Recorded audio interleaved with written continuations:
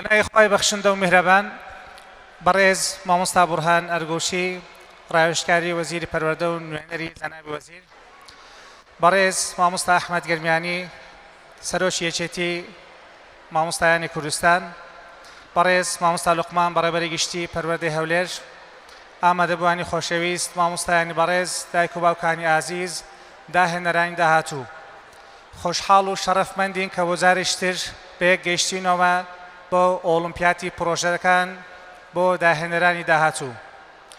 بۆ ئەم ساڵ لە دەستپێکی قۆناغەکان 126 پرۆژە بەشداریان لە ئۆلیمپیاتە کرد کە دوای ئەوەی هەڵسەنگاندن بۆ پرۆژەکان کرا، خۆشبەختانە 58 پرۆژە توانیان سەرکەون بە قۆناغی کۆتایی.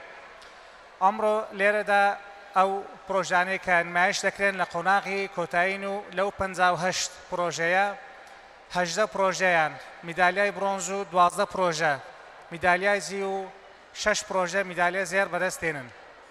جگەلەوە لە نێوان پرۆژەکاندا پرۆژەی قوتابخانە حکوومیەکانی شتێدایە کە نزیکەی 12 پرۆژە ئەوانیش سەرکەوتون بۆ قۆناغی کۆتایی. جگەلەوە ئەوەی کە دەیبینین لە کاتی هاتنە ژوورەوە چەند داهێنەرێکی بچووکمان هەبوو کە بە تەمەن بچووکن بەڵام مێشیان زۆر گەورەترە لە تەمەنی خۆیان، ئەوانیش بە پرۆژە بەشداریان کردووە کە قۆناغی یەکی بنەڕەتی تاکو و 6 بنەڕەتیە. ئەوەی کە ئەوڕۆ بەشداری لەو ئۆلیمپیاتە دەکەن بۆ پۆلەکانی 7 تاکو و 12 ئامادەیە کە ئەمڕۆ لێرە پرۆژەکانیان پێشکەش کرد و ئەندامان لە لێژنەی هەڵسەنگاندنیان بۆ کردن.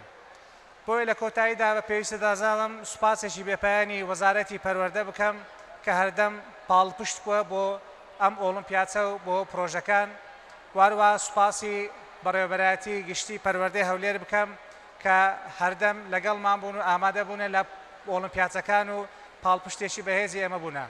دووبارە بە خێراتنی ئێوەی بەڕێز دەکەم و هیوای سەرکەوتون بۆ هەموو بەشداربووان دەخوازم. زۆر سوپاس.